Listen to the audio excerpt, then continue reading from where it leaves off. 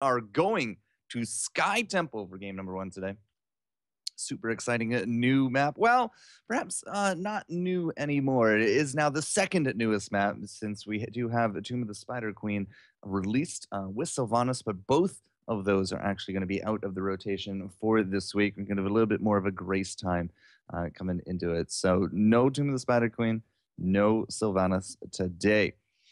Things that we will likely see today, though, is we've seen some recurring themes in terms of hero powers. Zeratul has been a big pick in bans. Illidan still very, very strong here in the current meta. But Jaina, as the first ban here from Fnatic on the left-hand side, she has been an absolute powerhouse here in this new meta. The new patch did give her quite a bit of quality of life adjustments. She is hitting it like a truck when she can get that off her entire combination. And it's an absolutely insane amount of DPS that she can bring to the squad. So she's going to be banned out there from Fnatic. LDLC saying that they do not want to deal with the man who is not prepared with that Illidan. It's still a very strong combination for support the Illidan initiation kind of comp, especially with the current amount of divers that we have in there. Uther as well now can even support him a little bit better these days, not only with that crowd control, but when he dies, he gets the new flash of light. So not going to be doing with any of that. We still might say an Uther by the end of it all. Still a very strong support in the long run, but no Illidan. And the first pick here from Fnatic will be a Tyrande. So we're going to get not only a little bit of extra DPS out of that, but her buffs did get heal. Her buffs got healed. Amazing. Her heals got buffed a good bit. A really good base, a really good scale now as well. It's not, AoE. It's still very much single target, but I mean, you can really get some interesting numbers out of Tyrande these days. So she also had her talent tree just rearranged a little bit. So she plays that a little bit differently, a little less impactful in the early game, but still by the end of it all, it's the same talents, just in a different order. And I'm actually a little surprised that we didn't see more of her yesterday. Maybe we're just not watching the right teams, but yeah. Here she is, first pick there for Fnatic, so they still definitely put a lot of emphasis on her. There's the Uther that we were looking for. Now, what can LDLC pair with this? Well, I mean, Zeratul's on the table. They could go for their tank. Vala is still pretty much number one assassin, the number one ranged assassin these days. She did have battle momentum removed from her on Tuesday, and a few other different quality of life changes in and around the place. But as a backline, Vala still very, very popular. The Zagara still very popular out there as well. But LDLC, they're really trying to think, is this time for the backline? Is this time for the front line? In terms of some of the tank changes, we've actually been seeing a little bit of more Arthas. No, I'm not really entirely too sure we're going to see that here, but Arthas has been played out definitely a good bit. ETC is still a very strong front runner as a good diving buddy there for the Illidan. Wow, we're going to go double support the Uther Malfurion. What is LDLC going to be going for? They wasted a heck of a lot of time just to pick up that Malfurion. So, could go either way at this point. But they do set themselves up with double support, which means we're very likely, I want to say, to see a double DPS. And then they'll just put the tank in kind of that last slot. But we'll have to see what Fnatic is going to return with. Now, with the patch, we also had changes to one Miss Sergeant Hammer. We don't really see Miss Sergeant Hammer anymore. I have yet to see a game this patch with a Sergeant Hammer pickup. And a Sergeant Hammer Tyrande used to be extremely good. We could still go for the Shred with that backline. The Tyrande as a semi-support, a semi-DPS, DPS, it can really go either way here for Fnatic. So would we see a Vala here? Would we see a Zagari here? You can't see the Jaina. We have seen, actually, now at least on the NA side of things, a few Sonya picks, but not entirely too sure as to the win rate there. Kerrigan on a lockup, especially on Sky Temple. It could definitely be doing some damage there. If it's not going to be Zeratul, it could actually be that Kerrigan. Vikings for the Soak, they could split up that pretty easily. You could go for the Falstead. We've been seeing a little bit of him now this patch. He had some damage increases on his auto attacks for this patch, so he's a little bit more of a hard-hitting, impactful hammer thrower. And he, on Sky Temple with the flight, would definitely lend itself very nicely, I think, to some global presence. And speaking of the global presence, we could also throw a Brightwing on here as well. I mean, we got the double support already over there for LDLC, so it's very likely that they're not to go for anything else. So, you know, a little bit of presence. ETC with the stage dive, same vein of thinking. But there's the Cigar. So Fnatic will start up that back line with that Zagara. Would we pair them with a Vala here? Just try to gut the ranged damage options available to LDLC with that double support. I mean, it could become easily a little bit more of a melee comp if you start running out of some of those options. But it will be the tank. All right, so Fnatic is going to get their front line. I guess they don't really want to see too much of a dive comp coming out from LDLC, so it feels like a little bit more of a steal at this point, because I don't really think LDLC is going to really look to put, I don't know, I'm just trying to figure out how to say this. I mean, they're not putting a lot of emphasis on tanks, it feels. I mean, with double support, they're just, I mean, that's a strong statement. The double support says, all right, well, we have a healing core. From there, I mean, there's so many tank options out there. Like, you can't really go wrong. Stitches for the hook combos, Mirrodin for the stun combos, Arthas just for the lane presence, Chen for the barrel. Like, you go really a lot of different ways here. So I'm not entirely too sure, like, Fnatic really wanted to take the ETC as quick as they did, but perhaps that they saw something coming like a Sergeant Hammer. It's kind of weird. I mean, almost jinxed it right there. Just said, I haven't seen a Sergeant Hammer this patch. Here she is. LDLC saying that there's still definitely a big preference there for Sergeant Hammer. So that could be why we saw the ETC steal here from Fnatic. If they sense that there's a Sergeant Hammer, ETC is definitely one of the biggest tanks you can put in front of the Siege tank there. Definitely in terms of a warrior. I mean, you get the attack speed. He could definitely go into the groupies. The stage dive and the body blocking is just a massive amount of advantage for the Sergeant Hammers. So just kind of lay into you from there. So for the second pick, we're still going through the pool time. I mean, you're not going to need it for too much longer here, LDLC. But curious that there's no Vala as of yet. A lot of other priority picks coming in.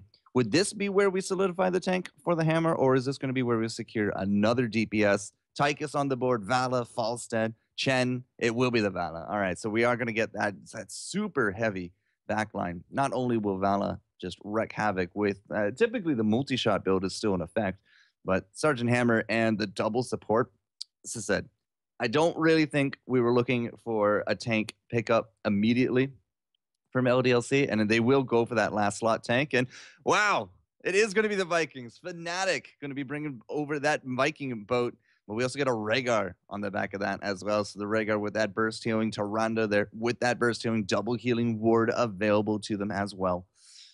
They have themselves a pretty interesting lineup. I mean, there's technically no DPS on that lineup. Specialist, support, and specialist for the 3 different damage rolls. So would this be where we see a Chen? I don't know. I'm kind of thinking more of a Diablo, personally. We've seen a little bit of Mirrodin this patch, a little bit of Arthas, but in terms, unless this is going to go like into an Executioner comp with the Vala Sergeant Hammer, it will be, yeah, it might have been an Arthas for the Executioner comp, but it looks like it will finish things off with the Diablo. So wasn't really feeling the Chen. I mean, the Chen will knock people away. We don't really want to be pushing people away. We're not really looking to split the team on this one. Vala and Hammer into the back. If they can keep their heels up, they will absolutely shred. And Diablo in the front, this could go either way for the Apocalypse. This could go either way for the Lightning Breath as well. There's a lot of choices available here to LDLC. A lot of choices here to Fnatic, especially with those Vikings. I mean, what kind of Viking soak are we going to see? Very curious. Bam. All right. We're into the game. Lovely stuff, guys. So the draft done. Game is ready to go. Casting is set on Sky Temple, as it looks like Fnatic going to be here on the left-hand side, and will be LDLC there on the right. Of course, I don't have that. Team Fnatic on the left, Team LDLC on the right. Beautiful. All right. So, guys, that is your draft. This is your game, the semifinals, game 1, the first best of 3 of the night. Because after this, we are going to go straight into the finals and finish off Qualifier Cup number 3 here for the Alienware Enter the Storm. Alienware Enter the Storm, obviously sponsored by Alienware, but we also have to give thanks to Roka, because both of these sponsors are giving generously into the prize pool. Not only is the grand finals on April 11 and 12, going to be taking home cash for the top 3, but as well peripherals. I believe headsets and mice are in order. Perhaps some keyboards in there as well. 3 people are AFK. All right, so I guess we have a few more minutes here to go. But either way, Vikings. They did get some nerf in the last patch, but we saw last night in NA tournaments a very heavy emphasis on. There was something like 20 games in the tournament last night. It was absolutely insane. Big props to the casters there, but in quite a few of those games, we saw some lost Vikings. So not only is the double soak or the split soak still very viable, but when it comes to the objective game, the Vikings can still absolutely play with the poke and soak with the team comp 4-man roam, and the Vikings just kind of soak elsewhere, keep you up in that experience. I think it was a 20-minute game. We saw 100,000 experience soaked in one of those matches. That is definitely very telling of the power of the Vikings. Not only will you guys get a hefty amount of kills with a 4-man roam squad, but not worrying about the other 3 lanes is absolutely a godsend. 100% very, just absolutely wonderful. So Fnatic with the Lost Vikings on the big map of Sky Temple. We'll have to see how much roaming will actually occur when we actually do have the temples spawning. I'm very curious to see if they will collapse with the team or they will be the ones to soak. And if so, will LDLC have to respond with counter soaking, thus weakening their offensive, weakening their objective game. That we something that I'm going to be definitely keeping an eye on. ETC very likely to go with a stage dive, I want to say. A mosh pit on this. I mean, a mosh pit catching out the Vala. Well, really just anyone except the Diablo and the ETC. I mean, or the Diablo and the Uther. Any kind of mosh pit in that scenario would be wonderful, but it really is hard to say no to the global presence of the stage dive. Not only can you be split soaking a lane or pushing an objective, pushing a fort, but you can still be part of that fight in a very short order. It's the Pantheon syndrome, more or less. But, we do have the Lost Vikings there as well. So how much split soaking are we going to see? Is this actually going to be a mosh pit into a Maw? Because we do got a Zagara there on the team of Fnatic. A Maw into a mosh pit into a Viking boat. Starfall, that is a heck of a wombo combo. And so if we catch a whole bunch of people out like that, you get 2 to 3 targets. That's almost guaranteed 2 to 3 kills with that wombo by itself. Uther might be able to get Divine Shield rather than the Divine Storm, but that's only 1 target that would actually get out of that one, assuming he's not in the mosh pit. And even if Uther does go down, I mean, he will stick around with the Ghost, but the new Ghost in the new patch is actually Flash of Light healing. That's all he can do. You can't attack, you can't stun, you can't be as annoying as a Ghost as you used to. So it's going to be interesting to see if Uther can he prevent this kind of stuff. Will it be Storm? Will it be Hurricane? Will it be that Divine Shield instead? There's, as I said, a lot of ways that these guys can go, and it does look like the AFKs have returned. Of course, you can't see how many people are ready as an observer anymore. I wonder if that's actually intended. But once I see the countdown going down, guys, we are going to jump into the game. First game of the best of 3, Fnatic and LDLC. We did a game of Fnatic yesterday. I believe it was one of their first games. And just taking a quick look here at the bracket as I trace back. Yeah, we did Fnatic 1-up against Team Fusion, game number 1. Very quick win, if I do recall. But then we watched them up against PNP, which was on Haunted Mines. That was a 11-minute win, I think. It was a pretty silly kind of game length. Then they went up against Team Acer, and they won in that best of 1. And then they finally finished off by beating out Griffiths in a best of 1 to get into these semi-finals. And as you heard in the background, the game is live and ready to go. So we're going to be jumping into Sky Temple, game number 1 of this best of 3. Fnatic there on the left, LDLC there on the right. And as I said, Sky Temple came out with Thrall. It's definitely taken a place amongst the competitive maps. It's no longer, well, when it first came out, when we first saw it at BlizzCon, people were like, wow, that's a snowballing map. Then it came out, and people were like, we're not playing that. No way are we playing that. But here it is. It's really taken a spot amongst the map, amongst the competitors.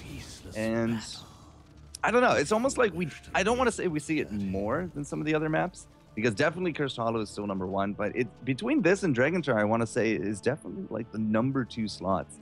Where will Tomb of the Spider Queen end up? Well, time will tell, because they're not allowed to play that in any of the tournaments that I've seen as of yet. So we'll see.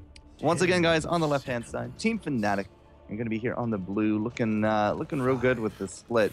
Looks like the Vikings being played out by Shinobu in the bottom lane. Got Ace of Spades, Kessel, and Fred's going to be looking for that Watchtower, and Lowell will be the top lane at Zagara. Not only will the Vikings do well for themselves in the bottom lane, but Zagara by herself, especially with this reconstitution, it's an absolutely amazing solo trait. And she's going to have her work cut out for her. Not only do they got Nara, I Am Morden, and Killer Chino from LDLC up into the top lane, but Tadarka looks like he's going to hold down mid with that Diablo, and Politar with the solo Uther once more. Oh, they're not mid. Freds and Kessel are actually bottom. They're looking for this gank. They're looking for this kill on top of Politar. And while Shinobu's going to show himself, Politar, I don't know. He's got some spidey senses going, but while all that is going down bottom, we do have the push now initiated top, and they're saying, all right, we don't know where Freds, we don't know where Kessel is. It's the regen globe.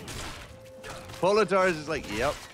Spidey senses are tingling for a reason. The regen globe is just going to absolutely give that away, and Fnatic is just going to continue to camp it. They are giving up a lot in this top with this push. I mean, Low is... It's going to be okay in terms of a solo basis, but when it comes to pushing, I mean, he has that Malfurion, and they got Morden there as well. And yeah, we're going to have to abandon that bottom. Freds and Kessel not going to get anything out of that, so they will not look for that first blood, and they will not be roaming, it seems, too much either. We do got these temples now coming up, and there they are. So the roam will now turn into an objective game for Fnatic, as they're going to go for that. Shinobu is 100% bottom, although it looks like maybe Olaf is going to go up to the top. Yeah, it looks like Olaf is actually going to soak mid. So they will have the split soak mid. They got Zagara under the top as well, but, you know, it's actually Fnatic looking weaker on the objective game because, you know, Politar can deal with the Vikings into the bottom. Killer Chino is not going to be threatened by the Viking at all, and that leaves us with a very solid kind of four real heroes from LDLC into this top area. Oh, the stun actually hit on top of Nara, but unfortunately nothing else will. So it looks like we will just trade out the temples then. Freds and crew will hold down the top with their 3, whereas the 4-man pressure into the mid area, the mid lane, is going to be enough here for LDLC. Spades gets thrown over his shoulder, but he's going to be all right. We do got that split soak experience advantage now coming in. Politar is just, ooh, he's not looking so healthy. Not against those 2 ranged Vikings. They are doing some good work down there, but it does look like we will trade out effectively. The top, you know, absolutely decimated. The mid, pretty much decimated, but they didn't get all the shots. So overall, Fnatic had the stronger objective game. It just initially, they got some shots off of the mid, and then they took the entire top. So they definitely came out ahead, and now with that roam not really working, it looks like they're going to put Tyrande here in the mid, or into the top, and they're going to let Lol and Freds go pick up these bruisers. But is this timing actually going to come through? Are they going to go for the early bruisers? Are they going to go for the roam into the bottom? Yeah, they will cap it out. So I suspect we're going to see them base and come on back into the bottom here. Shinobu with the Vikings. Where's Eric? Oh, they're all together. All right, so he's no longer split soaking, which means something's got to be up. LDLC has to think that something is going on, because the Vikings are all back together. There's nobody in lanes. They just got those bruisers. In fact, is there anybody showing in lanes at all? There are nobody showing here. Okay, well, except the top, because apparently that's where Vala decided to die. Fair enough. The 3-man gank into the top. The 1 kill I could have captured. And camera was so sorry about that, guys. But either way, I mean, they got the attention. They hit themselves on the map. Vala had absolutely no idea where it was. There's probably a Tyrande into Freds into Lowell. You know, the stun CC comp, and that's gonna be a quick port into this top. The response from LDLC is just way too late for the defense, and the Bruisers just able to soak up so much hate from those creep waves, from those heroes, that overall the gamble worked out extremely well there. And you can see again about a half level. Yeah, well, actually a little bit more, almost an entire level between these teams. The bottom easy, the bottom Stone Bros are here, and there's the tempo coming up. So Vala's going to be back in attendance. A little bit of now aggression to be coming out to the top lane here from LDLC. They pick up their bruisers. And will LDLC contest? I'm not thinking that we're going to see a contest down here. Nara's not going to get caught. He will have to hit that well. He's not going to be able to stick around here very long, not at all. As soon as that gate goes down, he's going to have to get out. But no, it's going to be the Cavalry. So they are actually going to come down to contest this one. All right, so the roam is real, but unfortunately they're roaming on top of Freds, and Freds is not going to go down easy. Only bringing him down to half, which is not exactly what LDLC wanted. Perhaps Nara thought that he could play the role of the bait, but we do got one of the Vikings up top, and that means that we're not going to have the threat of a Viking boat. And that is going to be a very real thing in level 10, because that level 10 is just around the corner here. So Fnatic, absolutely, they want to get themselves into these fights. They want to get themselves into a position to capitalize on their heroics. And there it is, level 10. LDLC just immediately splits off. Perhaps going for Shinobu. That's a little hard to call. We do got the one stun. Here comes the run, the go, as well as the jump. And it looks like they're going to be okay. That's the very annoying aspect of the Vikings, 100%. You put so much in the gank on them, and then they just jump to safety. It's rather annoying. Bottom tempo is gone, and so is that bottom fort. We do got the rotate now coming up here from Fnatic, as they are maintaining this level lead. They also still, again, have those heroics. All three of those Vikings are top. The rest of Fnatic here is into the mid. Freds took the stage dive, so it's not going to be a mosh. We also got the Maw now going down. Looks like it's a very defensive Maw. Going to keep Freds alive. And did take down Nara and Killer Chino.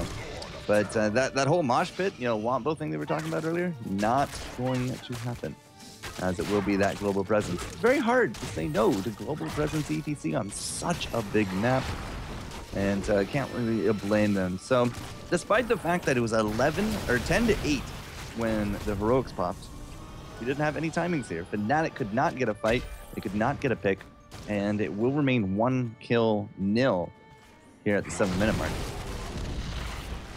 We do got the longboat, the devouring maw we saw, stage dive, ancestral healing. Zero of Uther down here. There is an Uther down here. Well, there was an Uther down here. He's absolutely dead now. One of the Stone Bros is actually kneeling, which means that the other is going to be easy bait here for Fnatic, and that Starfall ready to go there from Chirwanda now as well. So on the flip side, Divine Storms, it won't be a shield. Nobody really to shield. It looks like Carol Chino. He could have actually very much benefited of that shield, but Tadarka with the Apocalypse doesn't decide to use it. He's not going to be able to save his bacon, so he will keep it under his belt. He'll come back in 5 seconds. In fact, you can already see him now coming back as well. That's one of the more powerful passives for a tank to have, coming back very quickly out of a death. But Rain of Vengeance is going to be here for the Vala. We got the Tranquility and the Napalm Strike to finish things off. So the next round of temples are up. We're looking at level 13 for Fnatic in just a few moments, and that will have a really rather significant advantage for them if they do choose to fight. And you can see they are into the top, but they're only here for the bruisers. The Vikings going to grab those Stone Bros, those easies, and I was going to say, is Shinobu actually going to try to split push during all this? Now, just leave it to the ETC with that stage dive. He can keep getting experience while we set up for positioning here. But there it is, stage dive going in. Fred's looking for Morden. You can see Shinobu trying to zone him out as well. Maw goes down. I think it's only the Malfurion in there. It's only the siege tank in there. And the heals are coming out strong there for Nara. Vala off to the side dies to the Viking boat, but Tadarka and crew are getting funneled into this small little area, and the damage is starting to really rack up from Fnatic. We got the Ancestral. It will keep spades up just long enough. That's not going to be a kill, and Nara will once again be the target.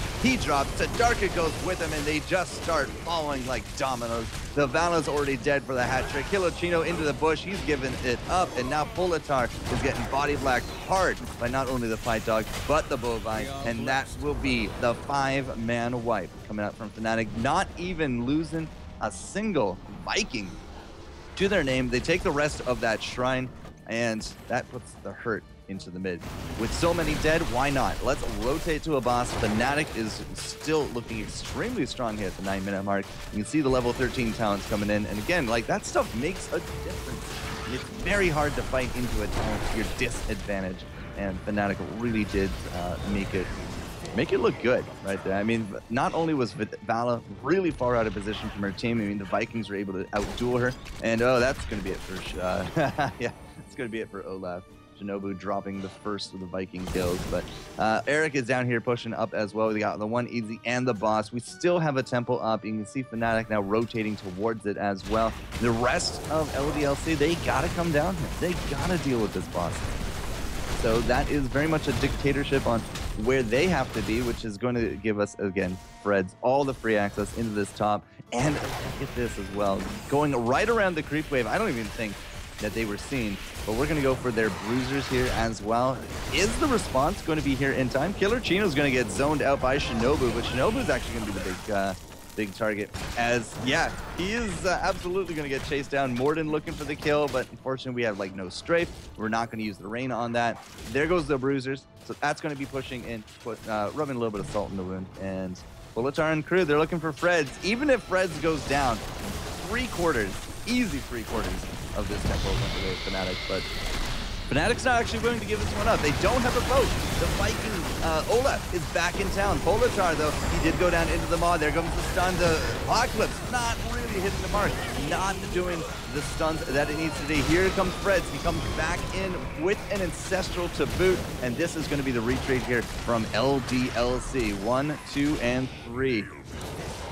Sergeant Hammer is going to be the first to drop. She goes down in a flurry. I'm not entirely too sure we're going to see Tadarka here drop, but he's going to get stunned. He's going to get body blocked. He's stuck against the wall, and that's enough time, even through that overpower, to kill out the Diablo. Fred's leading the charge. They're looking for that last little, those last few shots. Shinobu Olaf in the back was able to pick up those 5 scatter shots from the temple, and I mean, we're just going for the keep. Why not? 11-minute keep? Sure. Level 16 hype. There's Fnatic 16 talents coming in. We don't actually have them for this round yet. They've been so busy just playing the hurt into LDLC. The keep is down at 11 minutes. 3-level advantage. That 1 talent's here up, and this is just, oh, looking good. This Hunter's Mark comes out strong, and the stun. Sergeant Hammer is now down again. Shinobu boats for the fun of it.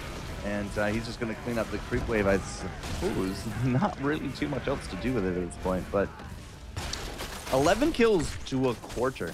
The only one so far that has dropped for Fnatic is Olaf.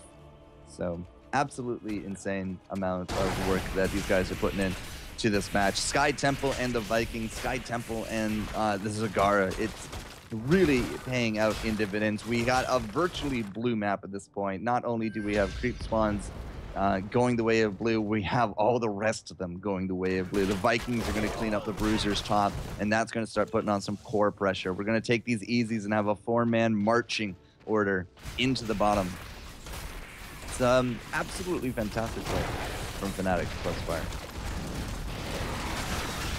Morden getting a little bit too far forward. Finds himself at the edge of the axe from Freds, and that is going to be a very bad timing on the kill there on top of the Vala, because not only is Vala going to be dead for 10 seconds into these next 2 temple spawns, if Fnatic can grab those 2 temple spawns, and it looks like they might be able to capitalize on a kill from Killer Chino, then that is for sure 1, if not both of these keeps. Like, I mean, you kill out LDLC up here, which again we're trying to for the Killer Chino. What a fantastic apocalypse! That was actually much better than the previous one. But the 3-man maw! Oh my God! You can see the Shrink Ray comes out there on top. The ETC is 1 and a 2, looking for the 3rd. Tadarka's likely not long for this world. And who needs shrines if you can just team wipe the opponents?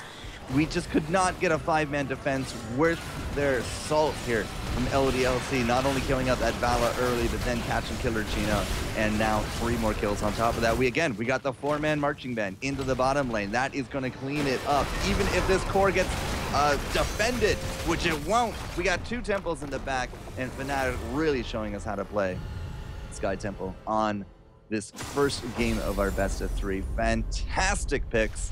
Not really a lot LDLC was able to do